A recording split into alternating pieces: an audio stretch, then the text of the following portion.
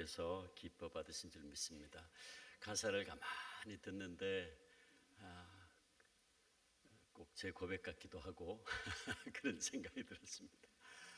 귀한 찬양 하나님께서 영광 받으신 줄 믿습니다. 기도하겠습니다.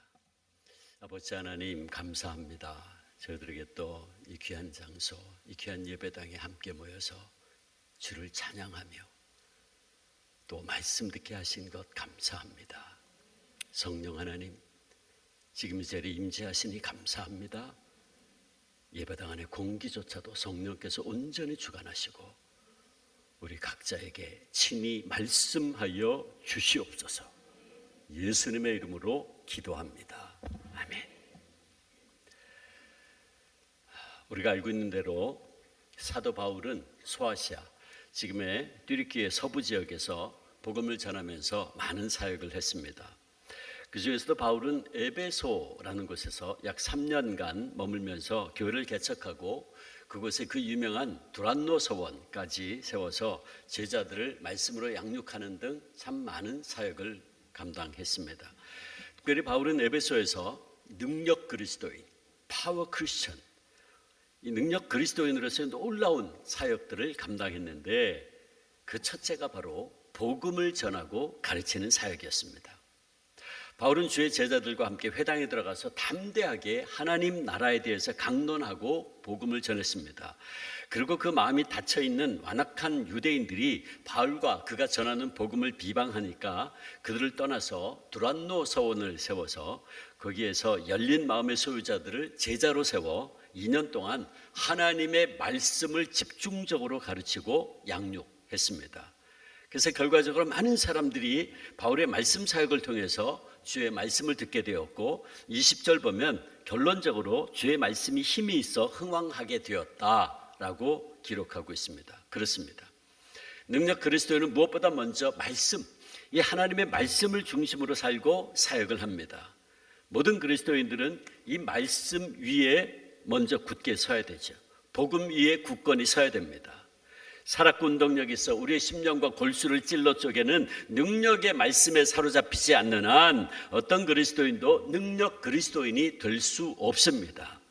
능력 있는 하나님의 말씀으로 무장한 그가 바로 능력 그리스도인이기 때문이죠. 그리고 이런 능력 그리스도인이 비로소 여러 가지 놀라운 성령의 은사들을 가지고 하나님이 원하시는 귀한 사역을 감당하게 됩니다. 전능하신 하나님께서 이제 그를 통해서 놀라운 능력 사역을 시작하시는 거죠. 우리는 오늘 본문에서 하나님의 능력이 함께하는 능력 그리스도인의 사역이 얼마나 놀라운가 하는 것을 보게 되는데 11절, 12절 우리 다시 한번 같이 읽어보겠습니다. 같이 시작. 하나님이 바울의 손으로 놀라운 능력을 행하게 하시니 심지어 사람들이 바울의 몸에서 손수건이나 앞치마를 가져다가 병든 사람에게 얹으면 그 병이 떠나고 악귀도 나가더라. 아멘. 이 말씀 그대로 하나님께서 바울을 통해서 행하신 능력은 참으로 놀라운 것이었습니다. 그러므로 바울이 에베소에서 했던 두 번째 중요한 사역은 바로 치유 사역이었어요. 첫째가 말씀 사역, 그리고 두 번째가 치유 사역이에요.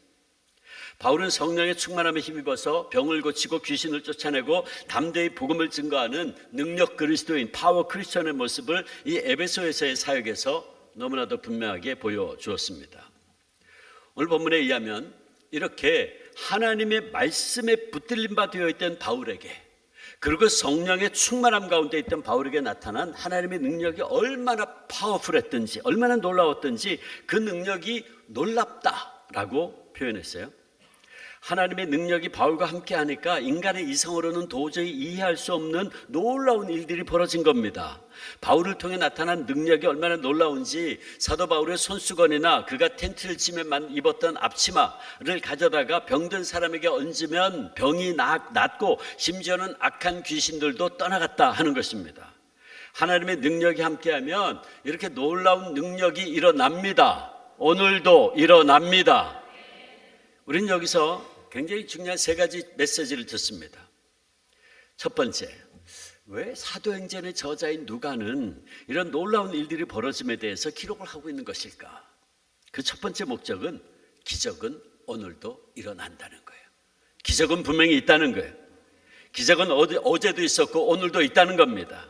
하나님의 능력이, 성령의 능력이 함께하면 이런 기적들은 언제라도 일어날 수 있다라는 것입니다. 오늘 현대인들은 이성에 의한 과학 문명의 발달로 인해서 이성적으로 과학적으로 이해가 되지 않는 것들에 대해서는 잘 믿으려고 하지 않습니다. 그리고 이런 이적과 기사에 대해서 하나의 신화 같은 이야기로 치부하려는 경향이 있어요. 그래서 이적을 믿으려고 하지 않아요.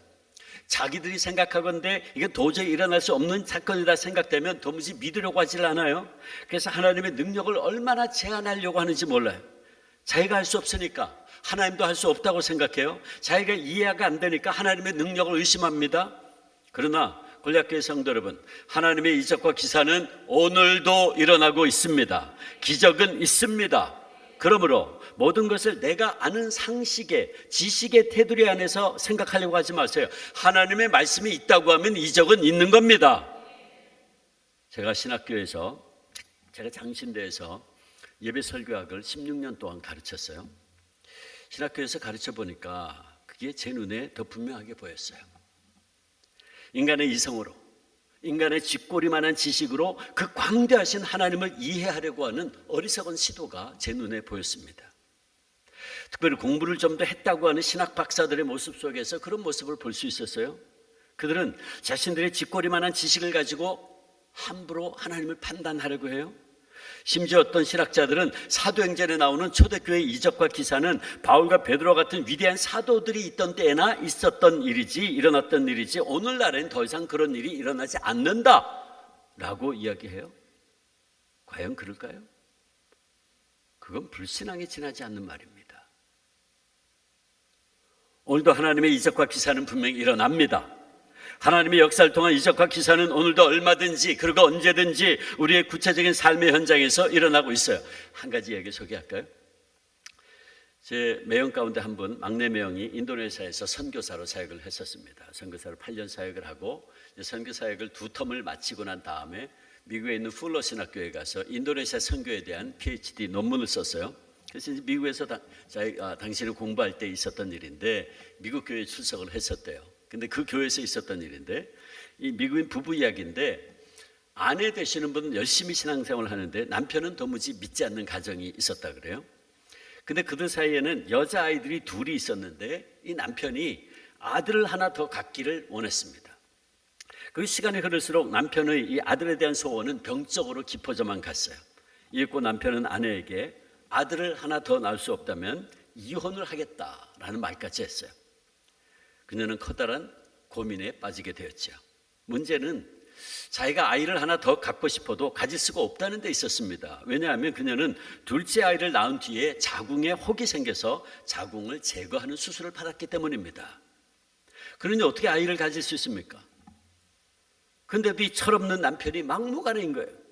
딸 하나 더 낳지 않으면, 아들 하나 더 낳지 않으면 이혼하겠다는 거예요. 그래서 그녀가 기도했다 그래요. 이렇게 기도했어요. 주님, 어떻게 합니까? 저 철부지 같은 믿지 않는 남편이 저렇게도 막무가내이니 차라리 주님, 이번에 저에게 자궁이 새로 생기게 하셔서 아이를 갖게 하시면 저 인간도 주님 믿게 되지 않을까요? 그렇게 기도했대요. 어떻게 보면 기가 막힌 얘기죠. 믿음 없는 인간의 이성으로 생각해 보면 허무맹랑한 기도같이 들려요. 그렇죠? 근데 어떻게 된 줄 아세요? 여러분, 어떻게 됐을까요? 제가 왜 이야기를 할까요? 하나님께서요, 자궁이 새로 생기게 만드셨어요. 역사하셨어요. 이게 놀라운 이야기죠. 그래서 임신하게 됐어요. 이 세 번째 아이를 분만하는데 병원에서 난리가 났어요. 왜냐하면 그 병원은 그녀가 자궁을 제거했던 수술을 하는 바로 그 병원이었기 때문입니다. 그래서 그날 그녀가 분만하는 분만실에 그 병원의 의사들, 간호사들이 다 모여가지고 신기한 광경을 본 거예요. 아니, 지금 저 여자가 분명히 이 병원에서 자궁을 제거하는 수술을 했는데 지금 어떻게 된 거지? 여러분, 우리의 짧은 이성과 판단으로 하나님의 능력을 헤아리려고 하지 마세요. 오늘도 이적은 일어납니다. 오늘도 여러 가지 형태의 치유의 역사는 계속되고 있습니다. 아멘. 그렇습니다. 하나님께서는 당신의 필요에 따라서 오늘도 이적과 기사를 일으키십니다. 바라기는 골략교회 성도들의 삶 속에서 이런 우리 주님의 귀한 능력을 경험하고 체험할 수 있기를 바랍니다. 우리가 믿음으로 주님의 능력을 간구할 때 바울의 몸에서 손수건이나 앞치마를 가져 대어도 병든 사람이 낫고 귀신이 떠난 것 같은 위대한 역사가 여러분의 삶 속에서 이 교회 안에서 계속해서 일어날 수 있기를 축원합니다. 자, 그 다음에 두 번째, 우리가 오늘 본문과 관련해서 한 가지 더 생각할 것은, 자, 이런 모든 사건은 하나님의 능력이지 인간의 능력이 아니라는 사실이에요. 사도행전의 저자인 누가는 오늘 본문에서 사도 바울이 이런 놀라운 능력을 행했다라고 기록하지 않았어요. 11절 다시 보세요. 그는 말하기를 하나님이 바울의 손으로 놀라운 능력을 행하게 하셨다. 주어는 하나님, 동사는 하셨다. 하나님이 하셨답니다. 그러므로 여기 중요한 것은 하나님께서 바울을 사용하고 계신다는 거예요. 하나님의 능력이 바울을 통해 나타난 것이지 바울의 능력이 나타나고 있는 것이 아니다라는 거예요. 그러므로 여기서 우리가 확실히 깨달아야 될 것은 하나님께서는 사람들을 사용하셔서 역사하신다는 거예요.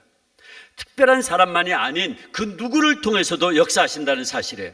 특별한 사람이 따로 있는 게 아니에요. 하나님이 쓰실 뿐이에요. 하나님이 바울의 손으로 놀라운 능력을 행하게 하셨다는 말씀이 바로 그것을 우리에게 가르쳐줘요.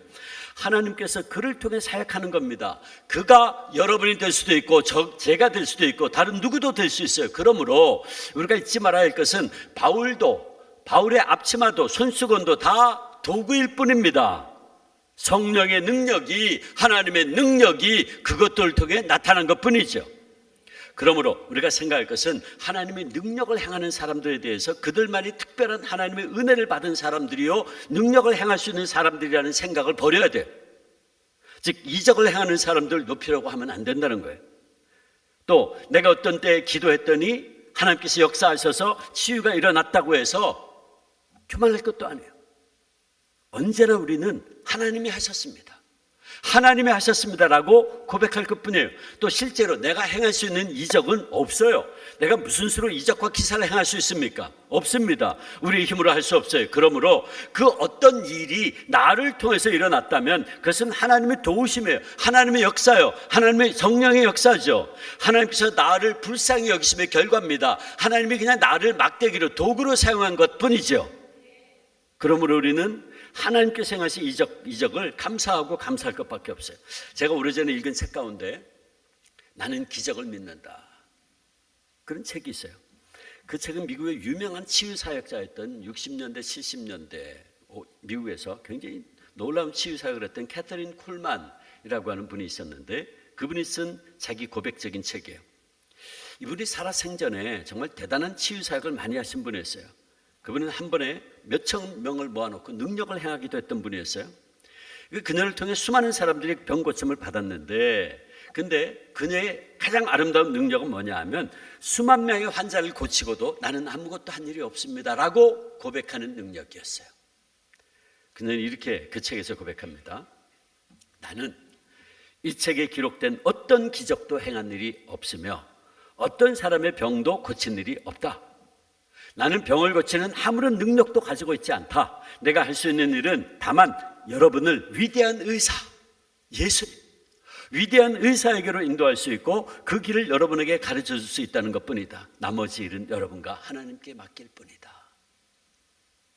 얼마나 아름다운 고백인지.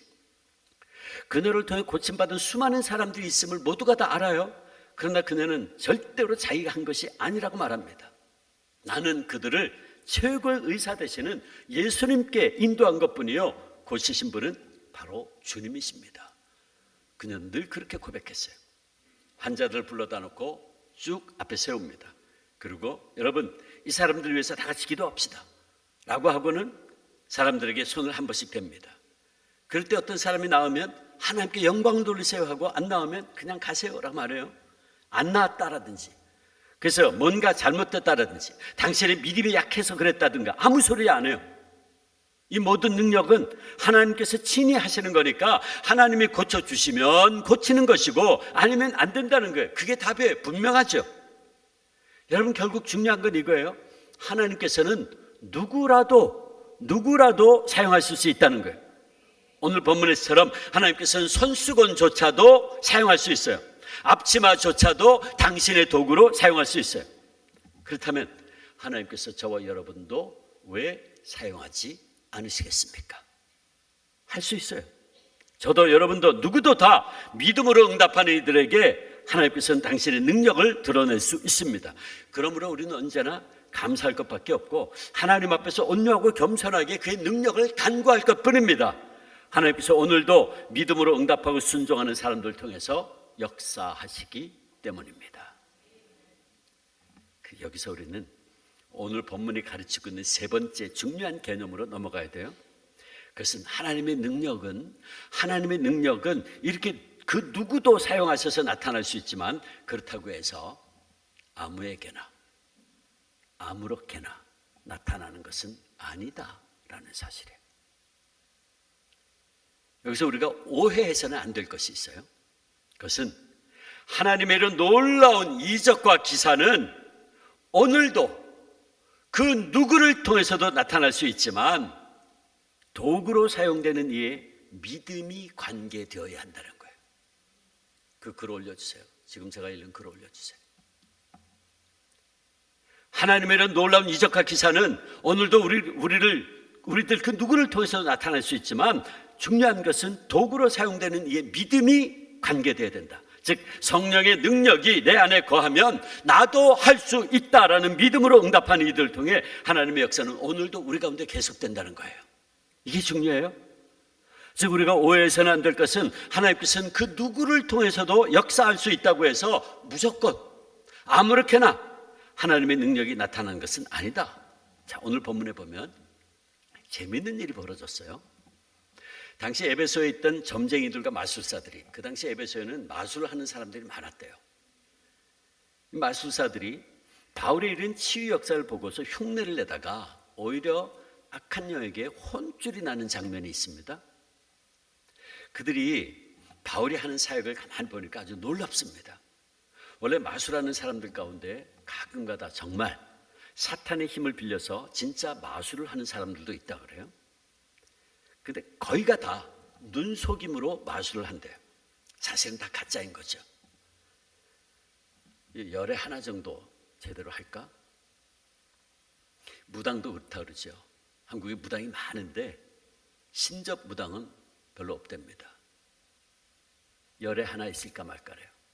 나머지 다 가짜입니다. 다 사기꾼들입니다. 그러니까 이 가짜로 마술하던 이 마술사들이 무엇이 진짜인지 가짜인지를 아는 거예요. 왜? 자기들이 늘 가짜로 속이니까. 어떻게 하면 속일 수 있나 아니까. 이게 뭐가 진짜인지 가짜인지를 아는 거예요.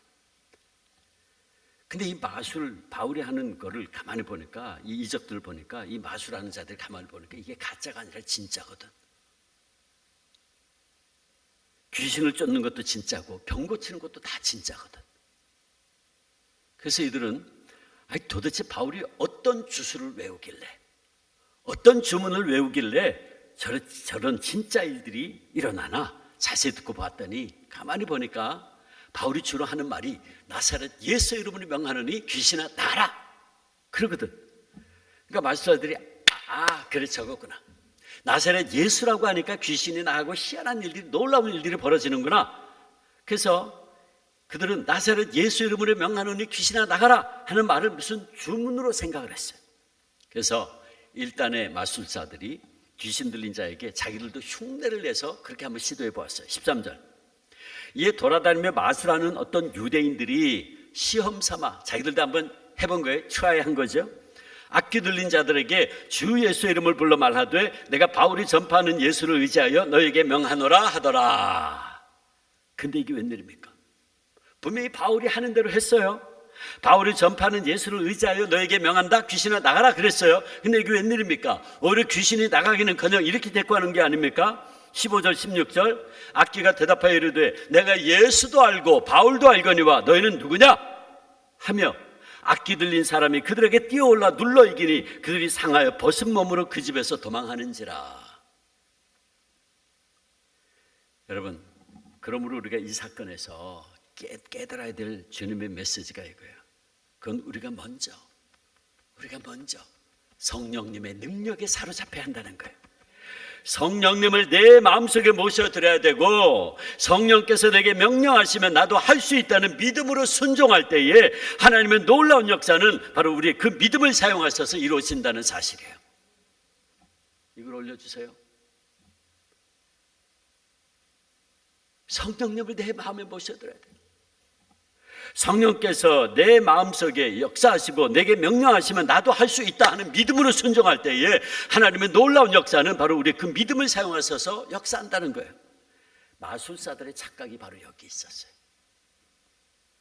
그들은 하나님과도 예수님과도 성령님과도 아무런 관계가 없었어요.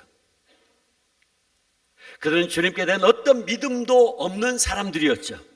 그런 그들이 아무런 관계도 없이, 아무런 믿음도 없이 예수님의 이름만을 주술적으로 부른다고 될 일이 아니었던 거죠. 본문에 보면 14절에 보면 이 마술사들 가운데, 이렇게 흉내를 냈던 마술사들 가운데 제사장 스게와의 아들들이 있었다. 제사장의 아들들이 있었다. 근데 문제는 그들은 하나님의 제사장 아들들이었지만 하나님도 모르고 예수님도 믿지 않는 자들이었다. 충격이죠. 제사장의 아들들이었는데, 유대인들이었는데 하나님도 안 믿어. 마술을 하고 돌아다녔대.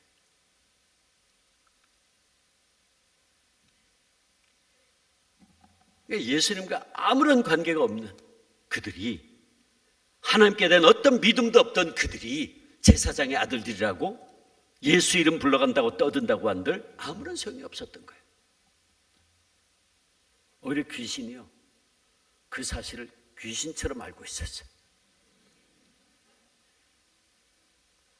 스게와의 아들들이 제사장의 아들들이었지만 그들이 하나님과 아무런 상관이 없는 사람들이라는 사실을 귀신이 귀신처럼 알았다, 그 말이에요. 그래서 우리 귀신 말합니다. 15절에 내가 예수도 알고 바울도 아는데 너 누구야? 근데 성경 원문을 읽어보면 내가 예수도 알고 바울도 안다, 그 알다라는, 우리말 성경은 둘 다 알다로 번역했지만 원문을 읽어보면 달라요, 단어가. 예수도 안다라는 단어는 그 본질을 속속들이 안다는 단어예요. 바울도 안다는 단어는 한두 번 봐서 안다는 단어입니다. 내가 예수가 누구인지 알고 그분이 하나님의 아들이라는 사실도 알고 그 예수의 제자 바울도 내가 어느 정도 아는데, 근데 너 뭐야? 너 누구야? 내가 너 잘 모르겠는데? 너 하나님하고 아무런 상관없지? 너 예수님하고 아무런 상관없지? 그러고는 뛰어들어 눌러서 때렸단 말이에요. 그랬더니 상하고 얻어맞다가 도망쳤다 그랬어요. 귀신한테 얻어맞고 도망쳤다. 그러므로 골략교회 성도 여러분, 다시 한번 분명히 말씀드리지만 우리 모두 성령의 능력에 사로잡힌 바 되어야 된다. 성령님과 동행하는 삶을 살면 삶에서 성령의 충만함을 입어야 된다. 그리고 성령께서 나와 함께 하시면 오늘도 우리도 그 누구 못지않게 하나님의 역사를 이루는데 도구로 사용될 수 있습니다. 믿음으로 응답해야 돼요. 그때 바울을 사용하신 하나님, 아니 바울의 앞치마 손수건조차도 사용하신 주님께서 저와 여러분을 사용하셔서 당신의 놀라운 역사를 우리의 삶 속에, 우리의 가정 속에 이루어 주실 줄 믿습니다. 아멘.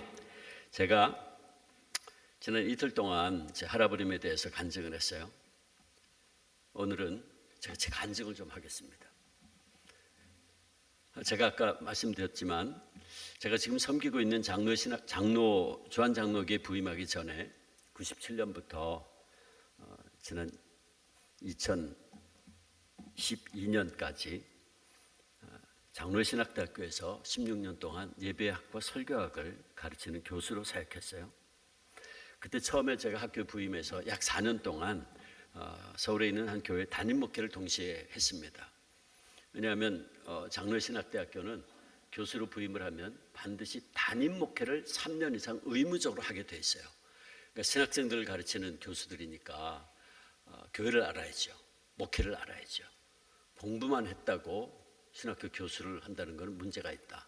그래서 반드시 3년 이상 담임 목회를 하도록 되어 있었어요. 그래서 제가 4년 동안 담임 목회를 하면서 학교에서 교수 사역을 했는데, 제가 섬기던 교회는 모두가 서로를 잘 아는 그런 가족 같은 교회였습니다. 한 150명 정도 출석하는 그런 교회였는데, 지난 98년 여름에 교회가 팔칵 뒤집히는 일이 벌어졌어요. 2명의 여자 집사님이 암에 걸리는 일이 벌어졌습니다. 한 분은 유방암이었고, 또 한 분은 병원에 갔을 때 이미 혈관을 통해서 암세포가 온몸에 퍼졌어요. 그래서 서울 강북 삼성병원에 수술을 하려고 들어갔어요. 제가 기도하고 들어갔는데 한 4시간 걸린다 그랬는데 30분 만에 나왔어요. 뚜껑을 도로 닫았어. 혈관을 통해서 이미 암세포가 온몸에 퍼졌대요. 3개월 선고가 내려졌어요. 저는 즉시로 그때 교인들에게 40일 금식기도 선포하고 함께 기도하기 시작했습니다. 근데 그때 문제가 있었어요. 문제는 바로 누구도 아닌 담임 목사인 저에게 있었습니다. 저는 그야말로 그 상황 속에서 아무것도 못하는 모태 목사였어요. 어머니 뱃속에서부터 교회 다닌 모태 신앙을 가진 자였지만 아무것도 못하는 모태 목사예요. 사랑하는 교인들이 암에 걸려 사형 선고 받고 죽어가고 있는데 담임 목사는 제가 해줄 수 있는 것이 없었어요. 열심히 기도는 했죠. 근데 문제는 뭐냐 하면 담임 목사인 제가 기도하면서도 제 마음속에 계속해서 이런 생각이 맴도는 거야. 무슨 생각? 암은 다 죽는다는데. 이거 게임 끝난 거잖아. 아니, 담임 목사라는 사람이 교인들한테는 다 금식기도 합시다, 40일 릴레이 금식기도 합시다 딱 선포해놓고서는 자기는 기도하면서 암은 다 죽는다는데. 이거 끝난 거 아니에요.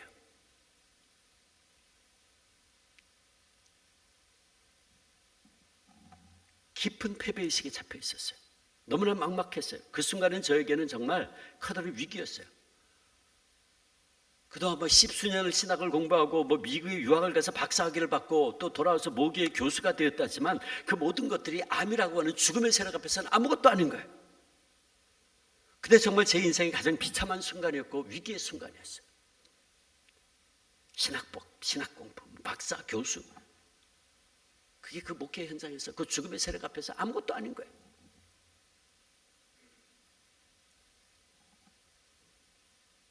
처절하게 하나님 앞에 매달릴 수밖에 없었죠.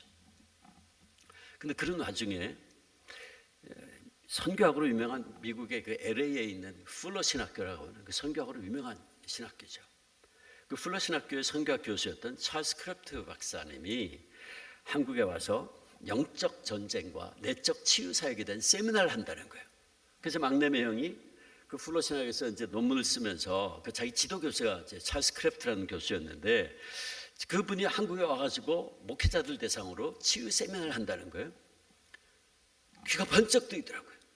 근데 제가 그 찰스 크래프트 박사를 제가 잘 알거든요. 왜냐하면 그분이 남미의 선교사로 오래가 있었던 분이었고 그분이 책을 많이 썼는데 주로 이제 이 문화와 문화의 이제 선교가 다른 문화권에 가서 복음을 전하는 거니까 커뮤니케이션, 선교와 커뮤니케이션에 대한 책을 그분이 많이 썼어요. 근데 제가 제 박사학위 논문이 설교학이니까 설교를 어떻게 커뮤니케이션 할 건가에 대한 논문이었기 때문에 제가 그 크래프트 교수의 글도 많이 인용을 했었거든요. 그러니까 일단 그분에 대한 신뢰가 있었어요. 그래서 정말 장로를 목사고 신학교 교수였던 저는 지푸라기도 짚고 싶은 심정으로 그 목회자 세미나에 처음 참석을 했어요. 제가 그런 목회자 세미나에 참석한 거 처음이었어요. 그리고 저는 그 세미나에서 니고데모의 중생의 경험을 했다라고 고백을 합니다. 제가 고등학교 1학년 때 주님 만났어요. 주님 만났는데 제가 그때 98년에 그때 제가 또 한 번의 중생을 경험했다. 다 또 다른 의미에서의 거듭남을 니고데모의 체험을 했다. 저는 고백해요. 그때 세미나를 참석했는데 한 주는 성경에 나와 있는 이 치유에 대한 거를 쭉 한 주일 동안 세미나하면서 공부를 하고 그 다음에 주말이 됐는데 다음 주에는 그때 분당에 있는 감리교회인데 분당 만나교회 제 1층에서 지금도 기억나요. 거기서 세미나를 했어요. 근데 목사님들이 한 200명이 참석을 했더라고요. 그 이제 일주일 동안 치유 사역에 대해서 성경에 나와 있는 치유에 대해서 공부를 하고 그 다음에 이제 광고를 하는데 다음 주에는 치유 사역을 하겠다는 거예요. 실제로 사역을 할 테니까 환자들 데려오라고. 그 다음 주 월요일 날 가니까요 500명이 와서 앉아있어. 목사님들이 자기 교회 환자들 다 데려온 거예요. 그래가지고요 치유 사역이 시작되는데 제가 충격을 받았어요. 제 눈앞에서 벌어지는 치유와 영적 전쟁, 그 축사 등의 사건에 엄청난 충격을 받았어요. 전통적인 장로교 목사였던 저는 성경에 예수님의 치유 사건, 축사, 그리고 사도행전에 여러 가지 치유와 이적 사건이 분명히 기록되어 있으니까 입술로는 믿는다고 했고 머리로는 믿는다고 했지만 가슴으로는 믿지 못하고 있었어요. 근데 막상 그런 사건들이 제 눈앞에서 전개되는데 충격을 받았어요. 여러 종류의 병에 걸린 사람들이 그 자리에서 치유됐어요. 예를 들어서 등이 거의 곱사등이처럼 굽었어요. 평생 펴지지 않는. 근데 크래프트 교사하고 사역자들이 기도하는데요 제가 제일 앞에 목사님 자리에 고 앉아 있었거든요. 근데 뼛소리가 나는 게 막 으드득 소리가 나는데 등이 펴지기 시작한 거예요. 막 그 사람은 춤추듯. 그 자기가 마음대로 하는 게 아니에요. 그게 막 그냥 저절로 이렇게 펴지는 거예요. 팔 다리가 짧은 사람들 기도하는데요 팔이 쑥쑥 나와. 다리가 짧은데 딱 대놓고 기도하는데 다리가 쑥쑥 나와요. 충격을 받았어요. 이게 도대체 무슨 일인가?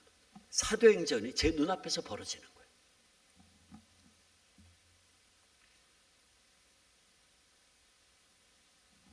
그리고 축사 사역이 벌어졌는데요 기도받으러 나오라고 그래가지고 사람들이 줄 서 있었는데 제가 이제 여기 앉아 있었잖아요. 근데 한 자매가 나왔는데 한 30살쯤 된 자매가 나와서 줄을 섰는데 크래프트 교수하고 사역자들이 손을 얹고 딱 기도하려고 하니까 갑자기 안 돼! 이상한 소리가 팍 튀어나오는 거예요. 그 속에 있던 악한 영이 성령이 강하게 역사하니까 견딜 수가 없어가지고 정체를 탁 드러낸 거예요. 아이고 제가 뒤에서요 요 앉아 얼마나 놀랐는지.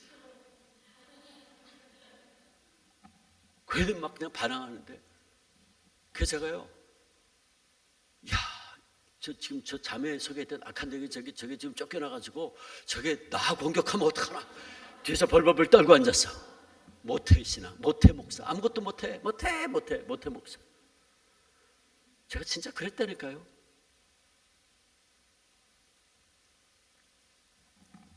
마침내 저는 제 눈앞에서 벌어지는 그 사건들을 통해서 제 믿음을 다시 한번 돌아보지 않을 수 없었어요. 제 믿음을 점검하지 않을 수 없었어요. 그리고 그 세미나를 통해서 신약성경 복음서의 20%가 예수님의 치유 사건이고 축사 사건에 대한 기록이에요. 성경이 복음서의 20%가 예수님 병 고치고 귀신 쫓아낸 기록이에요. 하나님 말씀이. 예수님의 3대 사역이 뭔지 아시죠? 예수님이 이 땅에 공생하신 동안 했던 세 가지 중요한 사역.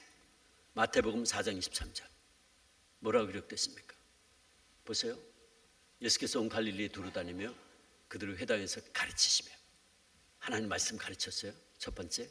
둘째, 천국 복음을 전파하시고 복음 전도, 복음 전파. 이게 두 번째. 셋째, 백성 중의 모든 병과 약한 걸 고치시니 치유 사역이에요. 치유 사역이 예수님의 3대 사역 가운데 하나였어요. 말씀 가르치고 천국 복음 전하고 치유하는 것. 예수님의 세 가지 사역이에요. 저는 그동안 이 예수님의 사역이 얼마나 무지하고 교만했었나 하는 것을 회개하지 않을 수 없었어요.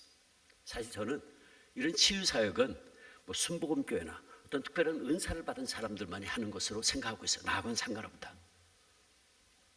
그러나 그 세미나를 통해서 그리고 그 이후에 찰스 크래프트 교수와의 개인적인 교제를 통해서 저희 그런 생각이 얼마나 좁은 생각, 아니 불신앙이었는지 하는 것을 깨닫게 되었죠. 오늘날 교회가 뭘 해야 되나? 주님의 뜻이 뭘까? 주님께 하던 사역을 해야 될 거 아니에요. 예수님이 하던 세 가지 사역을 계속 해야 될 거 아니에요. 예수님이 승천하시면서 주의 몸된 교회를 남겨두셔서 이 땅에 왜? 당신께서 하시던 그 사역 계속하라고. 말씀 가르치고 복음 전하고 치유하라고. 이게 하나님의 뜻이에요. 이게 우리를 향하신 주님의 뜻이라고요.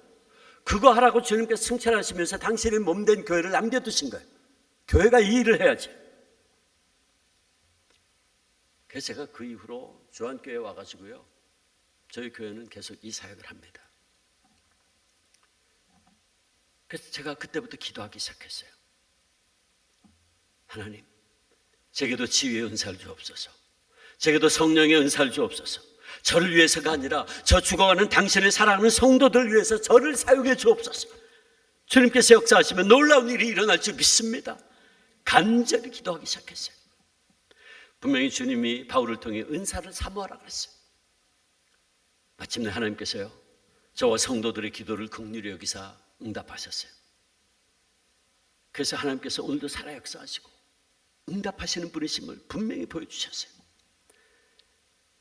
하나님께서 저의 영의 눈을 열어주시고 역사하기 시작하는데 여러 가지 사건들 이야기하셨지만 결과만 말씀드리면 그 유방암에 걸렸던 집사님 깨끗하게 하나님 치유하셨어요. 3개월 선고받은 그분, 하나님께서 생명을 2년을 연장시켜 주시는데 그러면서 천국을 준비케 하시는데요, 사실 그분이 집사님이었지만 신앙생활 30년 이상 한 분이었지만 그 암에 걸려서 3개월 선고받았을 때 천국에 대한 확신이 없었어요. 하나님께서 그분의 생명을 연장시키면서 천국을 준비하는데 놀라웠어요. 그의 추수감사주일 때 집에서 좌욕을 하는데 시커먼 암덩어리가 떨어져 나왔어요. 그 남편이 안수 집사님인데 그거 들고 강변 삼성병원 가니까 암덩어리인 거예요. 그런 식으로 하나님께서 생명을 연장시켜 주는데 2년 뒤에 그분 천국 갔어요. 갔는데 가기 전날 제가 임종 예배 가서 드리는데 저한테 두 가지 얘기하더라고요. 목사님 얼마나 감사한지요. 고백하는 거예요. 자기가 2년 전에 3개월 선고받았을 때 저 준비 안 됐습니다. 저 천국에 대한 확신 없었습니다. 근데 2년 동안 하나님이 준비시키는데 천국에 대한 소망과 믿음을 너무너무 충만하게 넘치게 얼마나 감사한지요. 그리고 또 한 가지가 초등학교 다닌 남자아이들 둘이 있었는데 그 아이들을요 2년 동안 엄마로부터 떨어진 훈련을 시키더래. 그러고 천국 갔어요. 장례 마치고 돌아오는데 남편 되신 집사님이 차에서 타고 오는데 저한테 간증할, 목사님 저 환상을 봤습니다. 뭘 보셨나요? 자기 집사람이 하얀 집에 샹들리에가 환하게 켜져 있는데 밝은 얼굴로 모습으로 자기를 바라보고 있는 모습 봤다는 거예요. 목사님 제 집사람 천국 가 있는 거 봤습니다. 여러분 이런 얘기 황당하게 들려지십니까? 아닙니다. 저도 옛날엔 황당하게 생각했어요. 그렇지 않아요.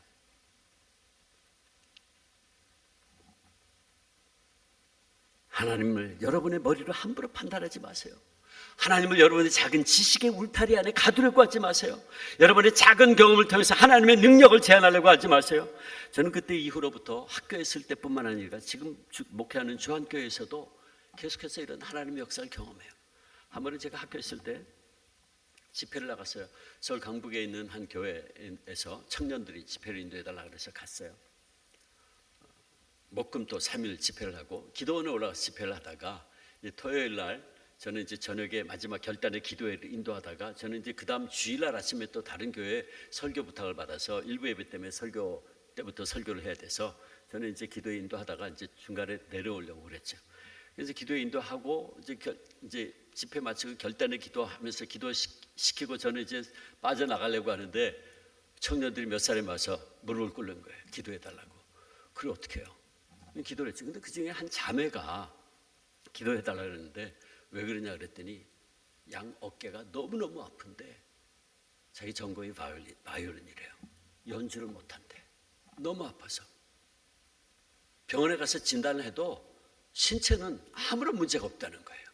아무런 문제가 없대. 근데 자기는 너무 통증이 있고 고통스러워서 연주를 하지 못할 정도라는 거예요. 그래서 같이 기도했어요. 근데 기도하는데 같이 간절히 기도하는데 제가 좀 이상한 생각이 들었어요. 그래서 다시 물어봤어요. 어떻게 된 거냐? 그랬더니 이 자매가 고백을 하는데 자기가 원하는 대학을 못 들어갔어. 그래서 원하는 대학을 들어가려고 지난 5년 동안 반수를 했대. 계속해서 거기에 지원을 했는데 계속 안 된다는 거예요. 그러더니 어느 날부터 갑자기 양 어깨가 아픈데 육체적으로는 아무런 검사를 해도 문제가 없어. 그런데 자기는 너무너무 아픈 거야. 그래서 제가 그 얘기를 듣고 그 자매한테 그랬어요. 너 그거 먼저 회개해야 된다.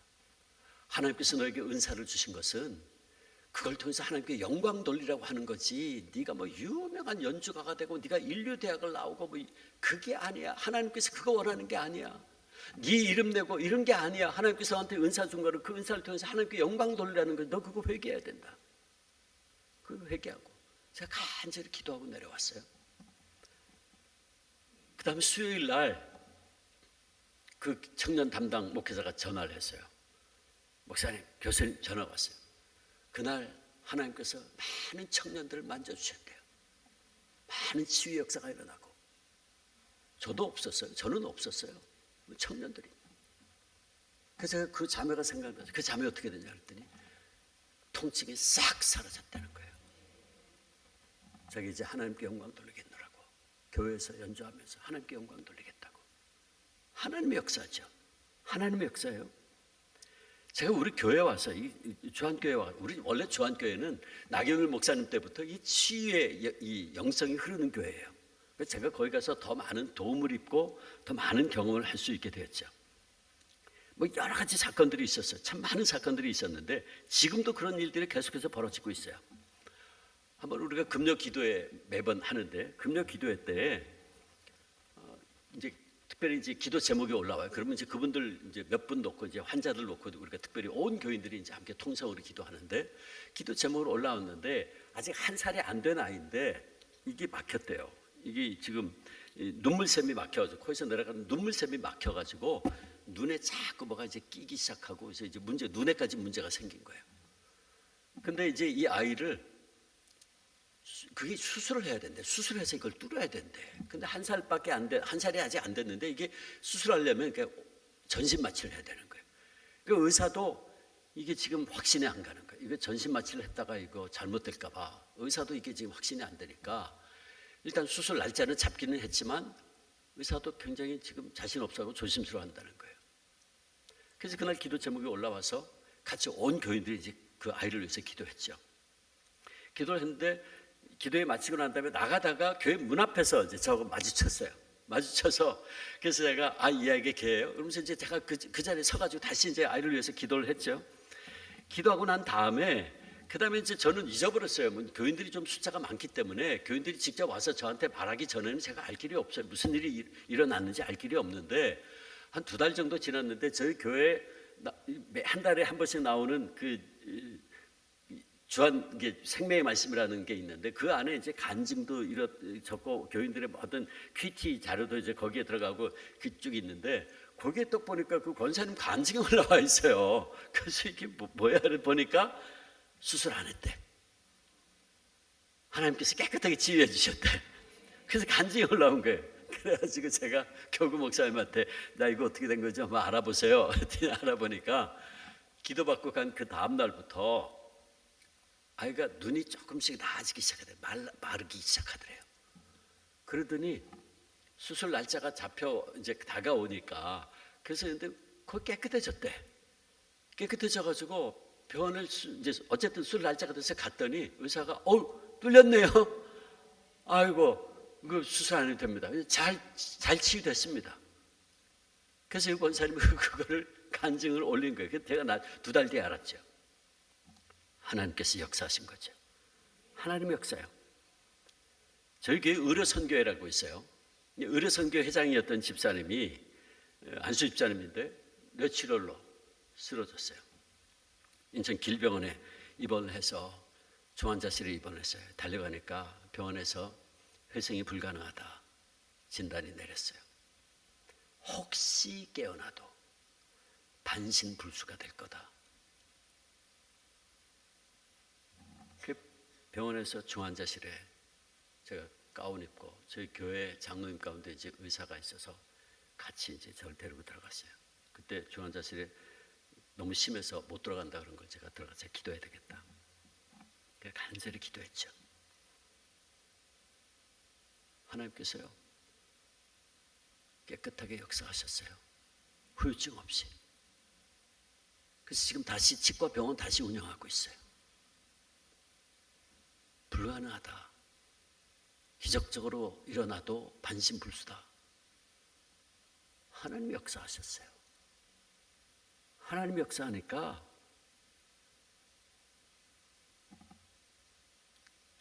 한 번은 저희 교회 여름에 이제 힐링 캠프를 했는데 장교인 수련회를 이제 올라갔어요. 올라가지고 힐링 캠프를 했는데 안수 집사님 한 분이 2008년에 폐암 수술하고 2013년에 위암 수술을 하고 2번 받았어요. 근데 다시 방광 안쪽에 깊은 곳에 암덩어리가 전이된 게 발견됐어요. 암 4기. 생존 기간은 길어야 1년 판정이 내렸어요. 서울 삼성병원에서 1년 동안 항암 치료 받았지만 소용이 없었어요. 그래서 그해 3월 검진 때에도 암덩어리가 그대로 있었어요. 8월에 그해 8월에 열린 힐링 캠프에 참석을 했어요.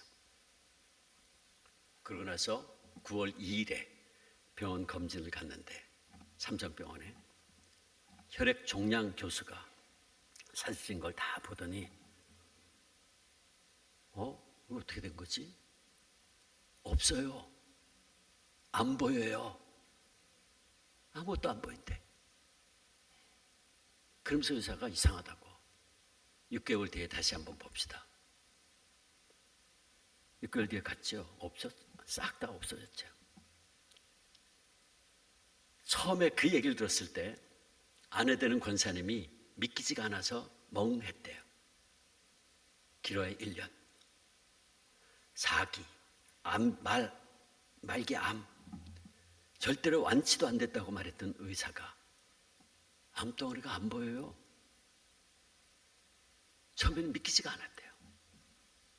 돌아오는 차 속에서 믿기지 않는 그 말에 눈물을 한없이 흘렸대요. 그리고 집에 와서 생각해 보니까 힐링 캠프. 권사님 남편에게 여보 우리 힐링 캠프에서 응답받았어요. 치유받았어요. 암이 흔적도 없이 성령의 불로 태워달라고 둘째 날 맨 앞줄에 앉아서 남편의 복부에 대고 권사님이 울면서 기도했는데 제가 직접 기도한 것도 아니에요.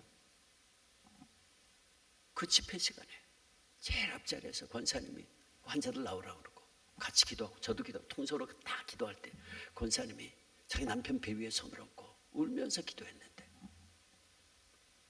하나님께서 권사님의 손을 역사하셔서 통해서 암세포를 태워버린 거예요.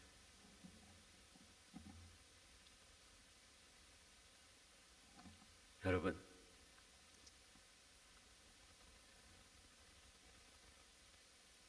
얼마 전에 금요일 아침에 교회에 왔는데 제 책상 위에 한 교구장 목사님이 보고서를 올려놨어요. 그 내용은 이런 것이었습니다. 교구 목사님이 한 집사님 댁에 대신방을 했는데 집사님이 이런 간증을 했다는 거예요. 이분이 전주에서 살다가 인천으로 이사를 와서 저희 교회에 이제 출석을 하게 됐는데 지난 10년이 넘도록 침샘에 유리로 찌른 듯한 통증이 있어서 숨도 못 쉬고 음식도 잘 못 삼키고 물도 심지어는 침도 못 삼킬 정도가 됐대요. 하루하루가 너무너무 고통스러웠대요. 대학병원, 한방병원, 서울대병원까지 가서 검진을 했지만 병명을 찾지를 못한대요.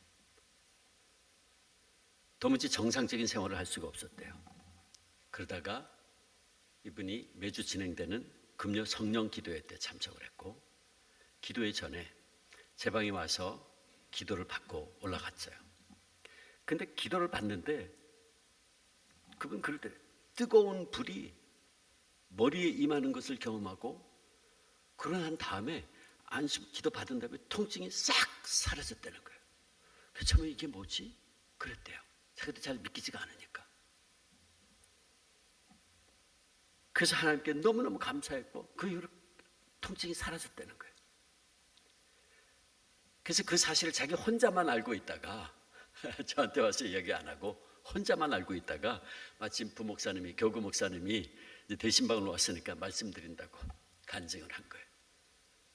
그래서 빨리 담임 목사님한테 말씀을 드리고 싶었는데 그렇지를 못해서 죄송하다고 그 교구 목사님이 보고서를 제 책상에 올려놨어요.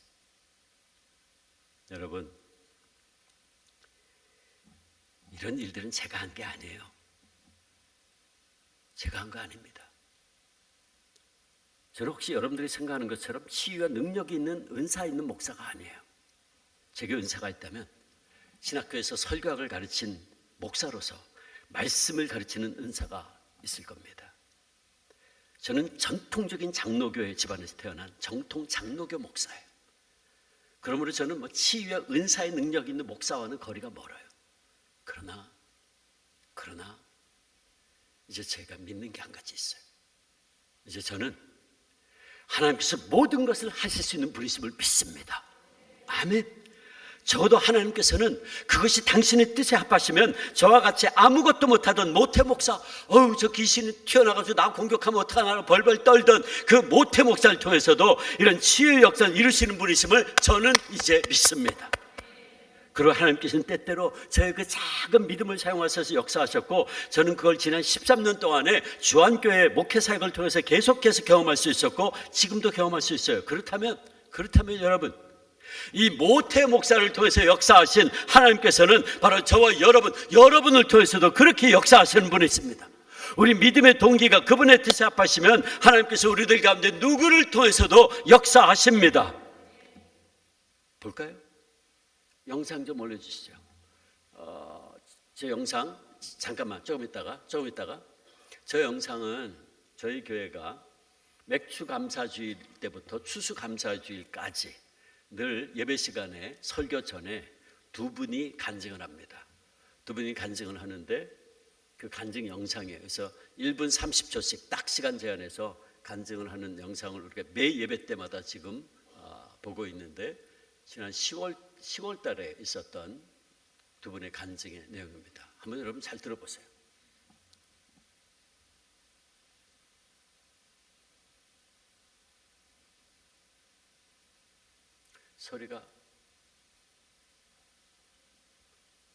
소리가 안 들려요? 다시. 지역을 섬기고 있으며 작년 봄부터는 주일 예배 후 혼자 계시는 어르신들께 도시락을 전해드리고 있습니다. 여느 날처럼 여러 도시락을 자전거에 싣고 가던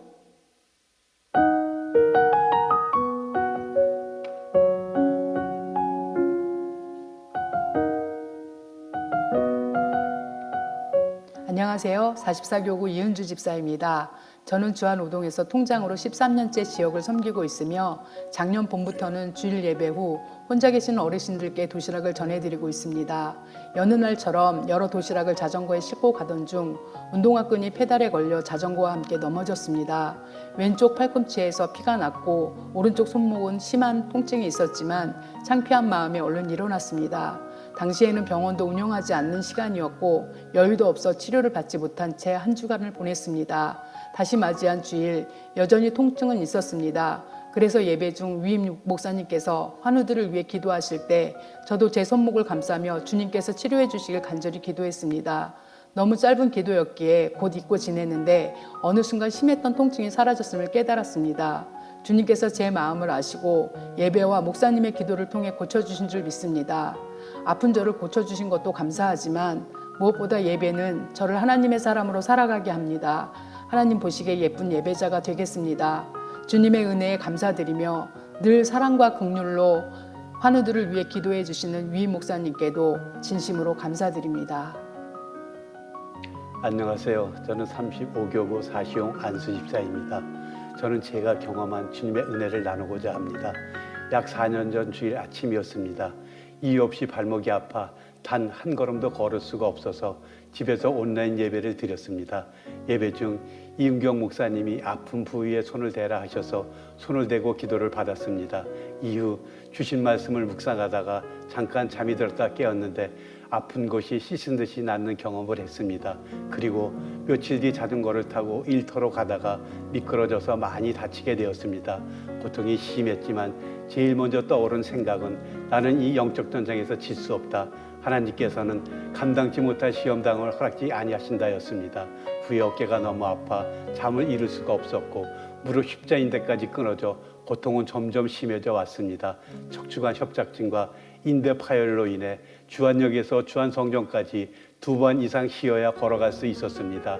단 한 주도 주일 성수와 봉사를 거르지 않았습니다. 그리고 지금은 아주 건강합니다. 또한 주님께서는 제가 가장 힘들었던 시기에 서로 마음을 나누며 교제할 수 있는 믿음의 친구들을 교회에서 만나게 해주셨습니다. 새롭게 알게 된 성도들과 교제하면서 하나님이 제 가까이 계셨다는 것을 깨닫고 기쁨이 넘쳤습니다. 치유의 은혜와 교제의 기쁨을 주신 하나님께 감사드립니다. 여러분 저 지금 두 분의 간증이 제가 일부러 저걸 여러분들에게 소개해 드리는 건데, 한 분은 여자 집사님은 저희가 이제 예배 시간에 제가 이제 봉헌을 할 때 봉헌 기도하면서 치유 기도를 같이 합니다. 그래서 교인들에게 늘 이야기하죠. 여러분들의 손을 아픈 부위에 얹고 내가 기도할 때 같이 믿음으로 기도하세요. 우리가 그렇게 기도합니다. 그래서 지금 집사님이 예배 시간에 자기가 자기의 아픈 것에 손을 얹고 기도한 거예요. 물론 예배 시간에 제가 같이 기도하는 가운데서 했지만 자기가 자기 손 위에 손을 얹고 기도한 거예요. 그 통증이 사라졌어요. 또 남자 집사님은 이은경 목사님이라고 저희 교회 부목사님 가운데 한 분입니다. 근데 그분과 함께 그 손을 얹어 기도하라 그랬더니 그분이 기도할 때 자기가 치유받았다. 여러분 이게 무슨 얘기일까요? 특별하게 하나님의 은사를 받은 사람들만이 치유의 역사를 일으키는 것이 아니라는 거예요. 우리가 믿음으로 내 각자가 응답할 때 그 믿음 보시고 주님이 역사하세요.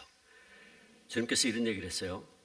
마가복음 16장 17절 18절 보면 이런 말씀이 있어요. 믿는 자들에게는 이런 표적이 따르리니, 믿는 자들, 여러분에게, 우리에게 이런 표적이 따르리니 곧 그들이 내 이름으로, 예수 그리스도의 이름으로, 예수 그리스도 믿는 믿음으로 귀신을 쫓아내며 새 방언을 말하며 뱀을 집어올리며 무슨 독을 마실지라도 해를 받지 아니하며 병든 사람에게 손을 얹은즉 나으리라. 보세요. 그러면 병든 사람이 옆에 사람이 아니고 나일 수 있잖아요. 그죠? 내가 내 아픈 부위에 손을 얹고 기도해라. 예수 그리스도의 이름으로, 부활하신 주님의 이름으로 기도해라. 믿음으로 기도해라. 그러면 나으리라. 주님의 약속이잖아요. 약속이잖아요. 내가 다른 사람을 위해서 손 얹어 기도하는 것뿐만 아니라 내 손을 가지고 내 믿음으로 내 연약한 것에 손을 얹어 기도하면 그 믿음 보시고 하나님 역사하신다. 나으리라 약속했잖아요. 저 두 분의 간증을 통해서 우리가 분명히 봤잖아요. 그러므로 여러분 말씀의 결론을 내립니다. 우리 하나님께서는요, 오늘도 하나님 나라의 확장을 위해서, 복음 전파를 위해서, 죽어가는 생명들 살리기 위해서 오늘도 우리의 작은 믿음 사용하셔서 역사하시는 분이십니다. 그러므로 여러분, 나는 할 수 없어도, 우리는 할 수 없어도 하나님은 하실 수 있습니다. 하나님은 하실 수 있습니다. 여러분 이게 믿으십니까? 그렇다면 두 손 들고 나오셔야 돼. 내 생각, 내 경험, 내 이성, 내 지식 의지하지 말고 지금도 살아계셔서 모든 자녀들을 사랑하셔서 도와주시고 상 주시기를 기뻐하시는 주님을 의지하세요. 하나님이 가능하다 하시는데 여러분이 불가능하다고 말하지 마세요. 하나님이 포기하지 않았는데 여러분이 먼저 생각하고 판단하고 포기하지 마세요. 하나님이 포기하지 않았는데 왜 여러분이 먼저 포기하려고 합니까? 아닙니다. 단지 이제부터 이렇게 고백하세요. 하나님, 저는 할 수 없음을 고백합니다. 제가 가진 모든 가능성 다 동원해 보았지만 저는 불가능합니다. 그러나 하나님은 가능하신 줄 믿고 나왔습니다. 그러므로 주님의 뜻을 이루어 주시옵소서. 그렇게 기도하세요. 우리가 이렇게 고백하면 모든 불가능을 가능케 하신 전능하신 하나님이 저와 여러분에게 은혜를 베풀어 주실 겁니다. 하나님은 자신을 신뢰하는 자들을 기뻐하시기 때문입니다. 성경은 처음부터 끝까지 이런 내용으로 가득 차 있어요. 마가복음 11장 24절 내가 너희에게 말하노니 무엇이든지 기도하고 구하는 것은 받은 줄로 믿으라. 그리하면 너희에게 그대로 되리라. 믿으라 되리라 그랬어요. 마가복음 9장 23절 할 수 있거든이 무슨 말이냐? 믿는 자에게는 능치 못할 일이 없느니라. 아멘. 바라기는 우리 모두 이 주님의 약속의 말씀 붙잡고 믿음으로 응답하고 바울처럼 능력 그리스도인으로 살아가는 우리 골리앗교회 모든 성도님들 되시기를 주님의 이름으로 축원합니다. 축원합니다. 우리 이 시간 함께 기도할 텐데 통성으로 기도하겠습니다. 반주자 어떤 곡이라도 해주세요. 통성으로 기도할 텐데 여러분 모두 이 시간 여러분의 아픈 곳이 있으면 손을 얹으세요. 아픈 곳에 손을 얹으시고 또 여러분들 가족들 가운데 여러분 아는 분들 가운데 환자들이 있으면 그분들을 향해서 우리 함께 기도합시다. 우리 주님 한번 부르고 간절히 기도하겠습니다. 주님 아버지 하나님 감사합니다. 하나님께서 우리에게 또한 귀한 말씀, 능력의 말씀 주시니 감사합니다. 아버지 하나님께서 바울의 손수건을 앞치마를 사용하였던 것처럼 아버지 하나님, 오늘 이 시간 우리 가운데 임재하시고 역사하셔서 아버지 하나님, 우리 함께 역사하심으로 말미암아 우리의 삶에도 아버지 놀라운 치유의 역사가 일어날 줄을 믿습니다. 주님 말씀하시기를, 주님 약속하시기를, 믿는 자에게는 표적이 따르리니 그들 내 이름으로 귀신을 쫓아내고 새 마음을 말하고 배음을 집어올리며 무슨 독을 마실지라도 해를 받지 아니하며 병든 사람에게 손으로 어쨌든 나으리라 말씀하셨사오니 아버지 하나님, 우리가 지금 이 시간 이 약속의 말씀을 믿고 우리의 연약한 것에 손을 얹어 기도합니다. 아버지, 우리의 그 믿음의 손 위에 주님의 손, 부활하신 주님의 손, 능력의 손 이 시간 얹어 주시옵소서. 오 주님, 그래서 모든 통증과 모든 염증이 다 사라지게 하시고 아버지 하나님, 우리의 모든 연약한 것이 하나님 창조하신 모습 그대로 온전히 회복되게 역사하여 주옵소서. 예수님, 오 주님, 지금 이 시간 우리 각자의 믿음을 보시고 하나님 만져 주옵소서. 성령님, 마가의 나라파 임하신 성령님, 지금 이 자리에 충만하게 임하시고 역사하여 주옵소서. 성령으로 기름 부어 주옵소서. 치유의 광선을 머리끝부터 발끝까지 부어 주시옵소서. 우리의 몸과 영과 혼과 생각과 감정과 의지를 주님의 보혈로 덮어주시고 치유의 광선을 부어주심으로 말미암아 아버지, 우리의 모든 연약한 것이 하나님 창조하신 모습 그대로 온전히 회복될지어다. 할렐루야. 오 주님, 우리의 믿음을 통해서 하나님 영광 받으시고 하나님의 놀라운 치유와 회복의 역사가 우리의 삶 속에, 우리의 가정 속에, 우리의 모든 가족들 가운데 일어나게 역사하여 주옵소서. 아버지, 그렇습니다. 나는 할 수 없습니다. 하나님은 하실 수 있습니다. 주님 믿사오니, 주님 우리의 작은 믿음 모시고 오늘 이 시간, 지금 이 시간 우리를 만져 주옵소서.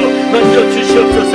오 주여, 우리의 믿음의 손 위에 거하신 주님의 손, 능력의 손, 진리의 손, 영원 아파 주님 만져 주시옵소서. 할렐루야. 주의 강선이 지금 이 시간 임할지어다. 할렐루야. 그래서 오늘 통하여 하나님으로 영광 받아 주시옵소서. 아버지, 우리의 연약함은 하나님 뜻이 아닙니다. 우리의 강건함이 하나님의 뜻이고 우리가 영육간의 강건함으로 하나님 나라의 영광을 위하여, 하나님 나라의 확장을 위하여 우리를 사용케 원하시는데 아버지, 그러기 위해서는 우리가 영육간에 강건해야 되겠사오니 주님 하나님 나라를 위하여 우리를 회복시켜 주시고 우리를 치유하여 주시옵소서. 할렐루야. 감사하고 우리 주님 예수 그리스도의 이름으로 기도하옵나이다.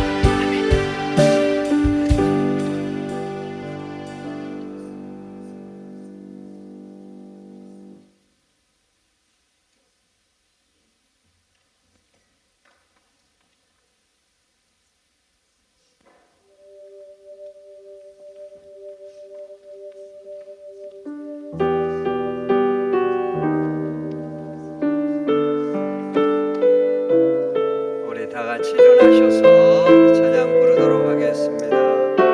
모든 것이 끝났다고 말하는, 모든 것이 끝났다고 말하는